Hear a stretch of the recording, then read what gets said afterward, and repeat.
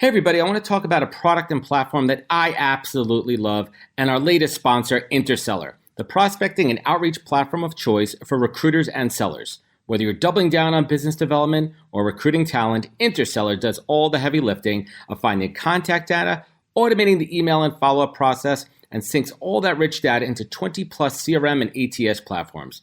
Reach out now and get going on a 2-week free trial and let them know you heard about it from Adam on the podcast today. Check out the link on the website. Appreciate it. Welcome to the podcast, where we introduce you to incredible humans who share their journeys with the mission to inspire you to harness your own inner tenacity to drive your life and career forward. And now, your host, Adam Posner.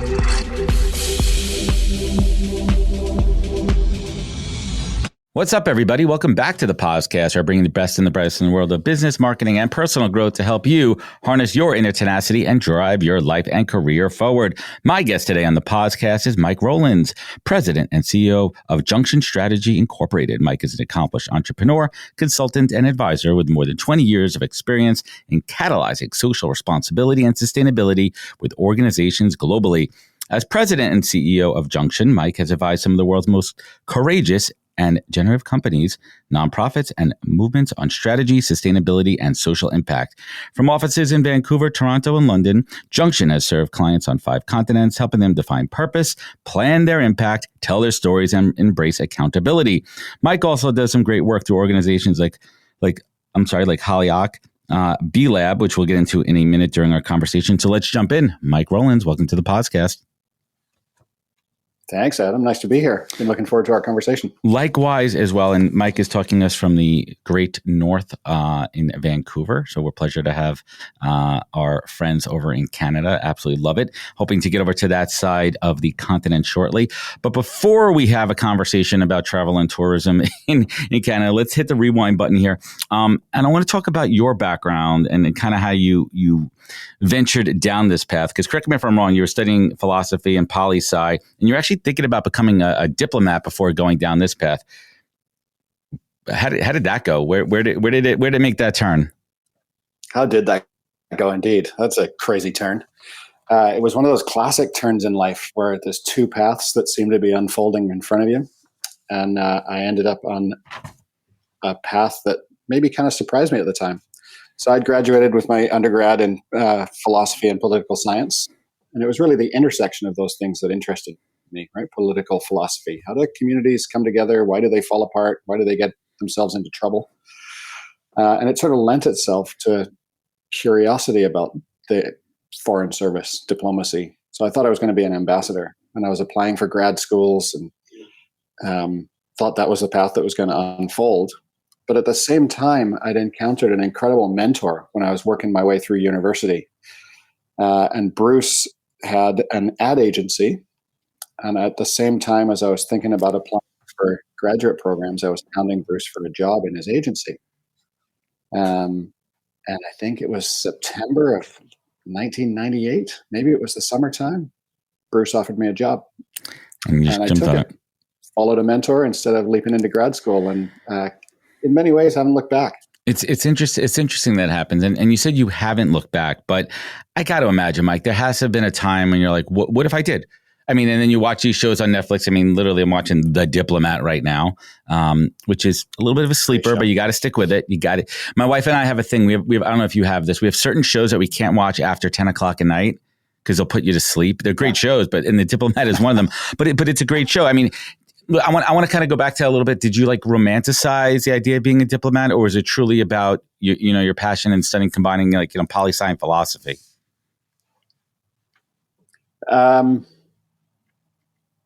I think it's fair to say I romanticized it. I mean, I never went out to an embassy and interviewed an ambassador. See what it's really about, right? Really thought about what it would look like to serve in a really challenging country. But it's incredible how life has these interesting loops. Some 10 years after I started with that ad agency, I found myself doing work in nonprofit groups that cared about community. And 10 years after that, I find myself running a business that's really interested in social impact and community sustainability. Yeah, we're gonna dig into that in a little bit, but you touched on something interesting, and I find it's like these kind of boomerangs in life and business, where you start something and you throw it out there, and then it comes back. And as you're saying that to me, I'm like, you know what? It's funny, and it kind of goes back to this concept that I was talking about the long game, and you plant these seeds and you fertilize them and you water them, and some of them take a really long time to grow. Right. And some of them just shoot right up like weeds. So it's different. And you talk about community, and community is kind of a broad definition. How do you define? Well, I would assume there's two different ways to define community, in the sense of, you know, the social side of community, and then you have the corporate business side of community. But how do you define community? Yeah, it's interesting because it's a word we use off the cuff all the time. Right? We think about professional communities or communities of practice. But what I'm talking about is local community, where people live and play and learn and work together. And it's the cohesion in those local communities that seems to lend itself to all sorts of other social cohesions, right? Economic cohesion, political cohesion. If we have cohesion in a group of people in their local community, that seems to set us up for success in all other aspects of society and life. Where do you think that kind of interest was sparked for you with the whole idea of community? And I'd love to hear a little bit about your understanding and research. I mean, what type of communities did you find interesting? Which communities did you feel were really inspiring from a structural and organizational standpoint? So where it came from is an interesting question that I have reflected on. We're a family of immigrants. We moved from the UK to Vancouver when I was 10 years old. So my parents would have been in their mid-30s. My sister was 7. And we sort of said goodbye to the community that we were in the UK, including lots of great friends, and moved a third of the way across the planet to create a new life and a new community out here. So we were very purposeful about choosing to enter a new community, choosing the school, choosing the location to live, right? Choosing the kind of work that my parents ended up doing, and then being fortunate enough to be able to choose the school that I went to, and build a life and a career here and a family of my own. Community, when we think about it in a more professional sense, if we were to fast forward to today, we're thinking about how companies participate as community members, and how companies have an impact, positive or negative, on their local communities, and if they're big companies, on multiple local communities. So there's the sort of research edge that I'm sure we'll leap ahead to as we move through a couple more chapters.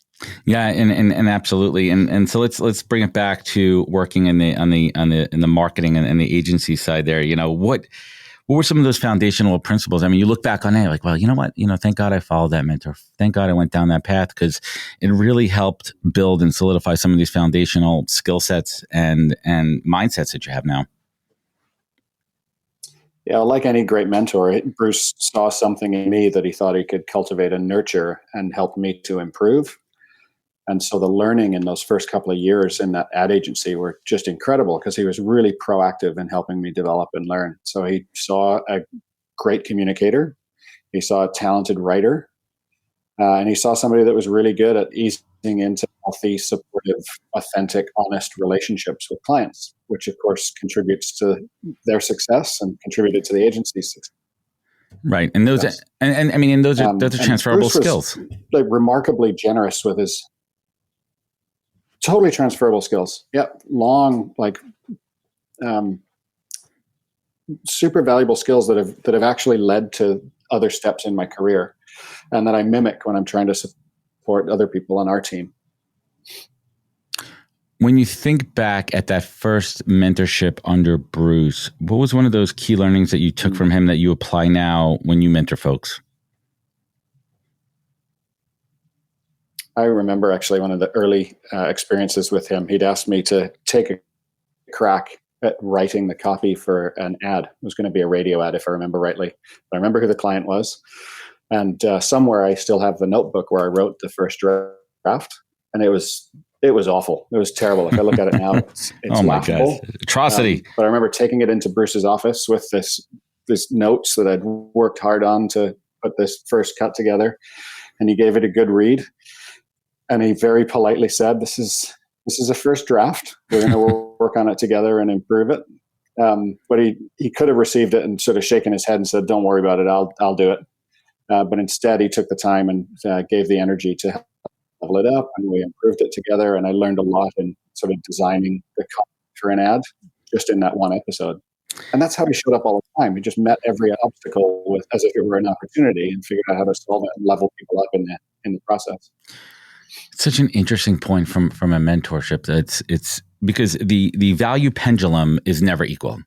And I think that's one of the hardest things for people to understand. And until you're a mentor and you receive the energy that you're getting from mentoring somebody, that's when you really realize, what it's all about. It's paying it back and paying it forward at the same time. So I want to kind of hit the 3x fast forward button here.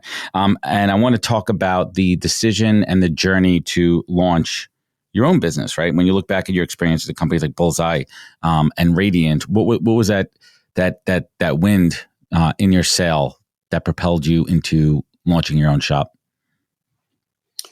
Yeah, wind in the sail or kicking the ass. Kicking the ass is usually what it takes. Let's be honest about it, right? When people go out on their own, it's like, shit, something bad happened. I got to go do my own thing now. Yeah. So Bruce owned Bullseye. And in 2000 was the dot-com boom was starting to get crazy. Bruce and his partner, Jamie, sold Bullseye to another firm in town called Radiant. And we spent the next year and a half or so building an interactive agency 5 years before anybody used the phrase interactive agency. So we were helping companies connect to the internet. We were helping them build their first web presence. We were doing all of the marketing communications that surrounded that. And we did really, really well. Won a bunch of awards for some big sites. I think my favorite was K2snowboarding.com. Oh, nice. Built. Get all nerdy about the technology at that time, but we'll save that for another call. And then in 2001, of course, the dot-com bust happened. So in April, things weren't looking very good, and they decided to do a round of layoffs. Our team of 65 shrank to about 40-something. And that wasn't enough. So by June, we had to do another round of layoffs, about 40-something, 50-something. The summer went on, and September 11th happened. Nobody knew what was going on in the world. Right. So on November 16, 2001, I was part of the third or fourth round of layoffs. And now they'd cut the firm down to 8 people. Hardly anybody left. There wasn't really a business there. And of course, the market was in free fall. So November 16 to Christmas was really only like 3 active business weeks before everybody falls asleep into the Christmas holidays. And I was chasing a couple of jobs, and one by one, each of them fell through. And later I learned that I was going to be offered one job one afternoon. And that morning, the meeting had been canceled because the company had frozen hiring. So I missed getting what would have been a pretty amazing job by 3 or 4 hours. And come the following March, 3 months later, I decided it was just the only opportunity was to start my own business. It's so crazy how necessity is the mother of invention, right? It's like if there's no business out there, I got to create the business. And like you, I mean, I spent almost the first 19 years, 20 years of my career working for other people till I went out and launched my own business. And it's hard, and it's a hard mentality to go from a paycheck, right? Like a guaranteed money every single week, to having to go out and kill what you eat. And that is a really tough mindset. But let's talk about the story of bootstrapping Octopus Strategies with $80. What did you spend? What did you spend the $80 on? I mean, right now I could spend $80 on a GoDaddy website in about a minute and a half. Well, there's something interesting about that moment. So it's November to March. It's 4 months. During that time, our son celebrated his first birthday. So we've got a newborn in the house. We had no cash. I think we borrowed one mortgage payment from my father-in-law, which is wonderful. Like, how lucky to be able to do that. Right. But having this conversation with a colleague that I'd worked with at both Bullseye and Radiant, his name's Andy, about maybe starting this company, Octopus. I hated the name, but I love Andy, and I was keen to work with him. So we built this business plan. We're going to have to really hit the ground running. I got no money. I literally had $80 in the bank, and I'd used iMac. And I cut up an old desk and stuck it in a closet at the front door, just so that I could close the door on work at the end of the day. So I was literally working in the closet. And we just started calling people that we knew and seeing who was looking for an ad agency or who was looking for communication support. And there were two things that worked out really well in our favor. One was we were invited to bid on a piece of work. About 30 days into March, we were asked to bid on a piece of work, and we were successful. And we won that piece of work. And then we won a second piece of work that was actually referred to me by my wife. She is a teacher, and one of the parents at the school needed somebody to rebrand his firm. So she introduced us, and we got that piece of work. So we won our first two competitive bids, which never happens. No, it's good. Right? Good luck there. You win probably 20 to 30%. Huge luck. So 63 days in, we broke even. We completed our plans for the first year in 63 days, which is stunning. Awesome. But the other thing that was more strategically in our favor is we decided to build a business around what we at the time were calling values-based business. So our intention was, it looks like technology life cycles come and go. It's hard to build an enduring brand on that. Looks like just having a domain name didn't work for many people based on the .com bust. It looks like, too, that the sort of brag of pursuing that .com boom kind of fell flat when it all fell apart. So the bluff and the bluster and the inauthenticity and the sort of bragging and boasting didn't seem to work. So what if we started to brand based on the values that brought leadership? And what if we could figure out how to help those people articulate the values, unify them as a set, and then build a brand based on that as sort of a narrative platform? And that really resonated with me. Like in the echoes of the .com bust, this was really fresh thinking. It was really honest thinking. We used the word authentic a lot in those early days. And Andy and I kind of hardly looked back over the first 3 or 4 years. The market really liked what we were talking about. Hey everybody, first I'd like to thank you all for spending time with me and my guest on the podcast. This show is my canvas to showcase amazing people from the world of recruiting, entrepreneurship, and leadership, and unpack their career journeys for everyone to learn from. But this show is also a business generator for me, as well as creating thought leadership and endless amazing content. And I've taken what I've learned in the past 3 years and over 200 recorded and 100 live shows and distilled it down into a digital playbook that I call the Pause Course. Now you could learn how I build, manage, and produce the podcast and use it to drive real business development and relationships. Today, I'm sharing all of my secrets behind the podcast, and you can get it all at thepausecourse.com. This course is for anyone, whether you're starting out or an advanced podcaster using it for B2B and B2C. It's filled with all of my insights, learnings, tips, tricks, and templates. So get it now at thepausecourse.com and learn all my secrets. Thanks. So let's talk about that word authenticity. And it's interesting because I'm a true believer in this day and age of social clout and social proof that authenticity or perceived authenticity can be manufactured.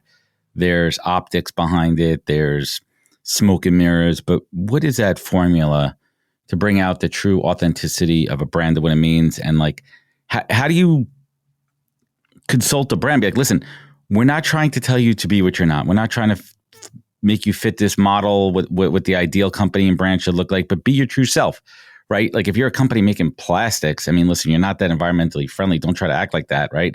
But like, where's the happy medium? But listen, we create, I'm just making this up. Like we create plastics that drive healthcare, artificial hearts, artificial limbs, right? Like how do you spin it to be your authentic self as a brand? Well, there's a couple of things I'd say. One is let's define authenticity. And it's a word that gets used an awful lot. But when we use totally diluted at this point. What we mean is totally diluted. What we mean is consistent adherence to stated values through time. I like that. So if your core value is courage and you don't act courageous, well, then you're eroding your brand and being inauthentic. If your core value is generosity and you're not being explicitly generous, then you're being inauthentic. You're not sticking to the brand. It doesn't mean that we're expecting perfection, because just like in that value exchange in mentorship, sometimes you take, sometimes you give, sometimes you do well, sometimes you slip up, right? We're not looking for perfection. We're looking for a consistent commitment and demonstration of adherence to values through time. So that's what we mean by authentic. And I think so our job is right, and that could be applied to individuals as well with their personal brands. Totally, absolutely scalable. Yep, it can apply to individuals. It can apply to a team, small group of people that works together to achieve a shared goal. It can work for an entire company, and it can scale out yet further. It can apply to an entire nation. Interesting. Now, how does that transcend into social impact? How do you tie those two together? Yeah, great question. So the social impact has been a fascinating trend over the last 25, 30, maybe more years. So post.com, there was a lot of conversation about sustainability. People were largely talking about environmental sustainability. And then sort of social and community causes kind of got bolted onto that in the 2010s. Corporate social responsibility became the sort of flavor of the day. And then as we got into the teens, people started to talk about social impact. And that has evolved yet further now. We're talking about social purpose of businesses. Social impact is about making a positive contribution on the environment, the planet, and on people or communities. And those people could be people that work for you. They could be people that buy from you, or they could be other members of the community that have a stake in your success. So the social impact is about being in good, healthy relationships with all of those stakeholders and making sure that you're not taking too much and giving what you can and showing up in a way that actually adds value to the community rather than being a sort of a net erosion of value. And I love that definition. I appreciate you unpacking. Let's talk about Hollyhock for a moment. You're on the board over there, and they do, correct me if I'm wrong, personal and professional community development seems in line with your goals and your missions. But tell us a little bit more on what that means to you. So in about 2009, I went to a conference at Hollyhock. It's the first time I'd visited, and it's an annual conference called the Social Venture Institute, and we host 100 plus social entrepreneurs for 5 days. So it's a long conference. And I went in 2009 at another difficult time in the business. 2008 hadn't been great for us, as it wasn't for a lot of people. And I found another incredible community there, right? Showed up in a room of social entrepreneurs that thought about business the same way I did. At the time, we used the phrase, found my tribe. We stopped using that phrase more recently. But I just fell in love with this community. This amazing group of people, made a couple of great friends at that first conference. And a few weeks later, I'd got 4 new clients from the network there. So it was a really remarkable experience. A year later, I came back with a humble check. 2 years after that, I was invited to produce the conference. 4 years after that, I was invited to join the board of directors for Hollyhock, which is the venue, and it hosts over 100 programs every year. And then in 2019, 6 months before the pandemic, I became the chair and I'm now the co-chair of the board of directors at Hollyhock. So an incredible 10 or 11 year experience, more now. It's like 12 or 13 years since I first went. But it's been an incredible contribution to our business. But I think more importantly, to friendships and honestly to me. Like, I think I'm a better human being as a result of some of the experiences that I've had at Hollyhock. I love hearing that, and I really am a champion. I tell people to venture outside of their bubble of just what their job is and join professional communities and expand and listen and learn. So I want to pivot a little bit, and I want to talk when we're talking about social impact. We throw around the acronym ESG scores a bit, and it can be very polarizing. So just for my audience out there, I'd love if you could define and break it down what it means and why do some people think it's polarizing. Well, it's important to talk about where it comes from. So ESG is an acronym: environmental, social, and governance factors. And there's a school of thought that believes that fiduciaries in businesses, people that are responsible for the financial or health of the company, should be paying attention to those factors, ESG.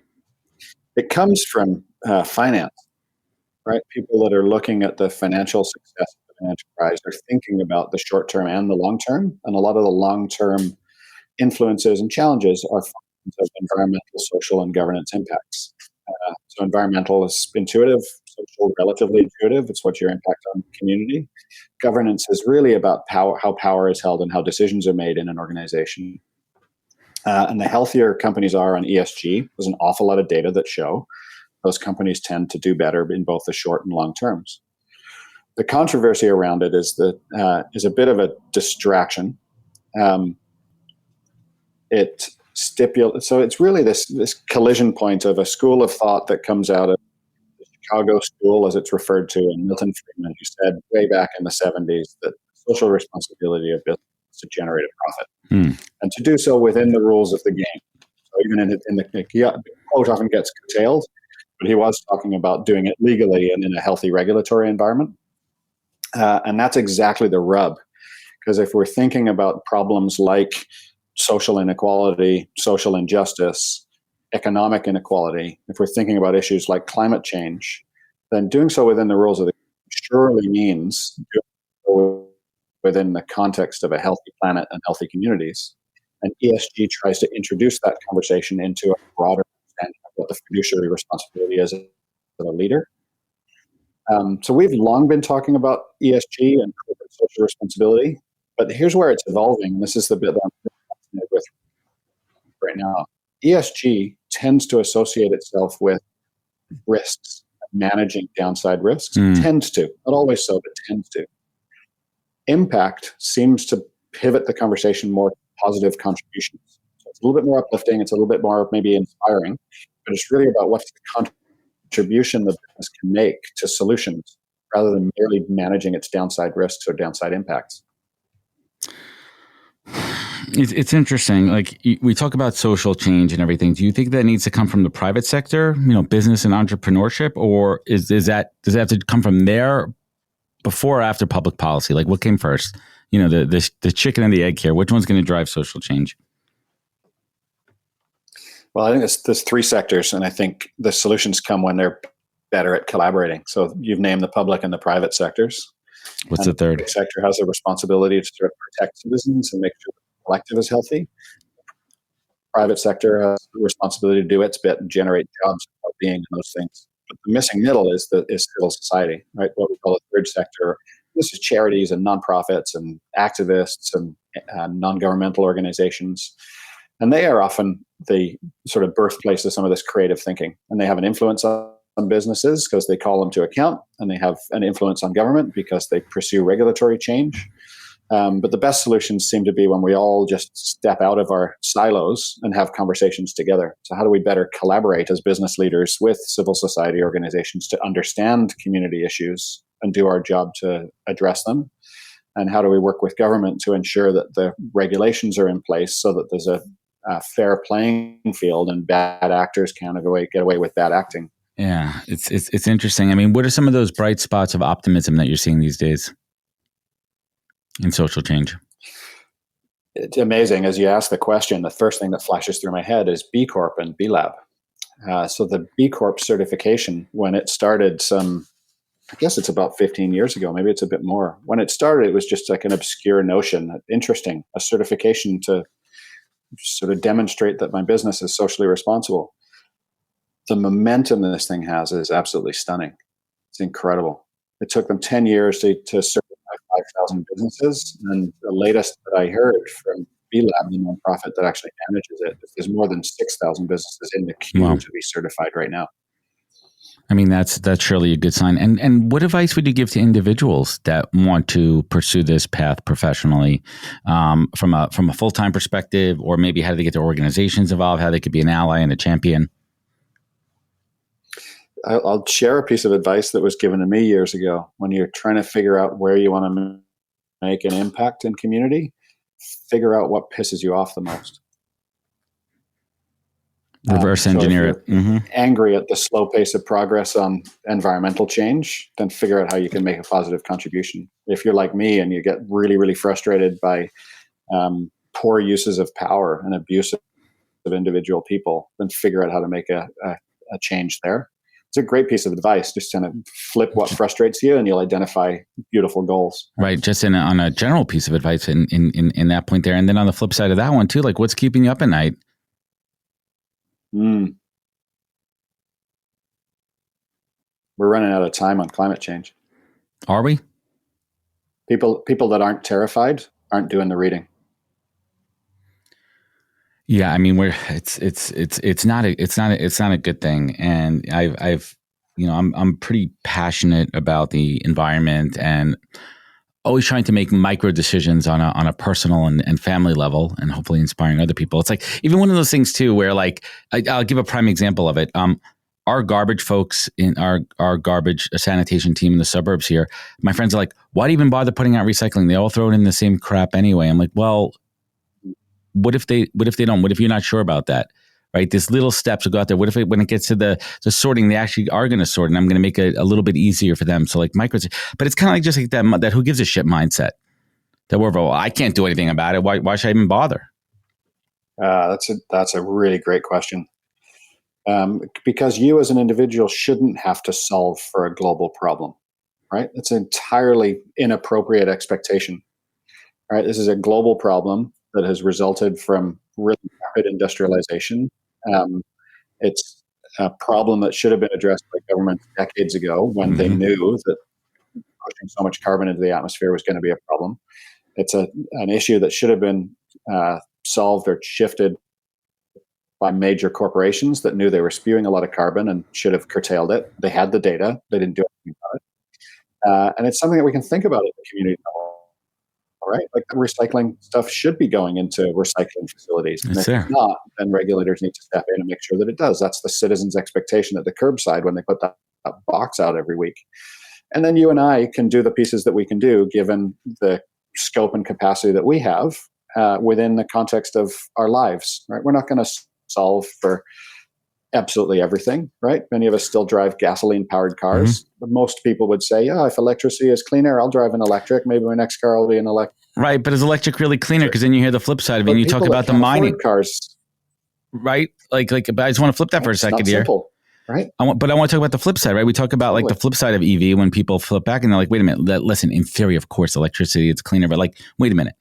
How much carbon emission goes into mining for the elements that go into those electric car batteries, right? Like how much pollution is like, some people are even saying, if you really look at the numbers, crazy enough, gasoline emissions might even be better than what the output is of the electric vehicle production, right? So you're hearing so many different sides of it. It's like a lose-lose situation. Yeah, well, it's just because it's complicated, right? It's really hard for the average person to wrap their head around. But if you're buying a new car today, and all things being equal, assuming the electricity you're going to charge your car with is cleanly produced, then over the lifetime of the vehicle, you're better off buying electric. Right. Yeah, there's a heavier carbon footprint of some electrics compared to some gasoline vehicles. But even that isn't a simple across the board comparison. But over the lifetime of the vehicle, you're going to push out less carbon with an electric. It's so much more complicated than that. And it's interesting. And just to kind of go back for a second where you said it's not like an individual responsibility to solve these global problems. But I think that if we collectively all start thinking more about it and more taking action, then we're going to build up critical mass and help to persuade and motivate the decision makers, the politicians, the businesses out there. And we need to keep doing that. So Mike, let's bring it home here. One of the greatest things about this show is I get to talk to incredibly interesting and intelligent folks like yourselves and get advice from them. So let me ask you, what is the single greatest piece of advice that you have received, Mike, that you take action on daily? Show up in the way you want people to show up in your life. So we have one of the core values of Junxion is generosity, and it's one of my own personal core values as well. And we've purposefully built the business and the brand and the organizational culture around this central value and a couple of others. But generosity for us is not just about philanthropy. It's about assuming positive intent. It's about seeing the best in people. It's about showing up and appreciating people in the way that you'd like to be appreciated. I love it. And I try to do that every day with my colleagues and my team and my family. And those are sort of words to live by for me. That is absolutely fantastic. And I think that's advice. Like philanthropy is not just a checkbox on your corporate to-do list, right? Generosity isn't a checkbox on do good values as a human. Right. And I truly believe is how you do anything is how you do everything. Right. How you have an interaction with somebody is really just going to represent you. So, Mike, last but not least, you look back on your life, you look back on your personal journey, your business journey, through the ups and downs. And there was certainly those times where you had to dig down deep and you were not on top, and you were down out of work, and you had $80 in your pocket and you're about to start a company, but you had to dig down deep and harness that inner tenacity to drive you forward. And you look now in that rearview mirror and you look ahead at the same time, and you're grateful for this life, this family, this mission-driven, purpose-driven business that you've created and making so much positive impact. Mike Rowlands, what is your compass? What is your beacon in life? What is your North Star? Beautiful question. I think there's two things that I inherited that add up to that beacon. So from my father, I inherited an incredibly wise sense of discernment, ability to suss out the wise next step. And from my mom, I inherited an absolutely bottomless well of love that I can tap into. Those two things together point me towards my own sense of purpose, which is to host juicy, generative conversations in service to humanity.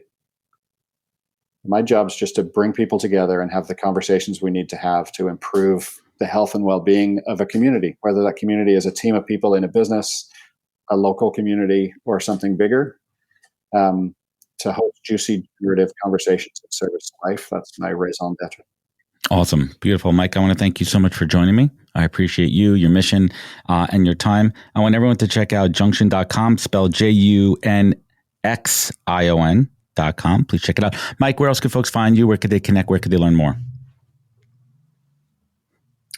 Junxion.com is the best place. You can easily find me on LinkedIn too. Mike Rowlands, ROWLAND. And I'm happy to chat with anybody that's excited about some of the things we've talked about today. Awesome. Really enjoyed the chat, Adam. Thank you. Likewise. And we'll definitely link it all up in the comments here. And everyone out there listening, if this show hit home, if this show resonated, please share it. Sharing means caring. It goes a long way. Leave a review rating. We certainly appreciate it. You can find out more at thepodcast.com. Follow us on all the social media channels. Remember, be good to yourself and be better to others. Thank you for listening, and catch us next week for another great episode of the podcast. Take care, everybody. Wisdom is forever, but for us, it's time to go. Thank you for joining us. Luckily, we'll be back with our next episode soon, jam-packed with more incredible humans. Thank you for listening, subscribing, and sharing. To join the conversation, search the podcast on LinkedIn. And to catch up on past episodes and more info, please visit www.thepodcast.com.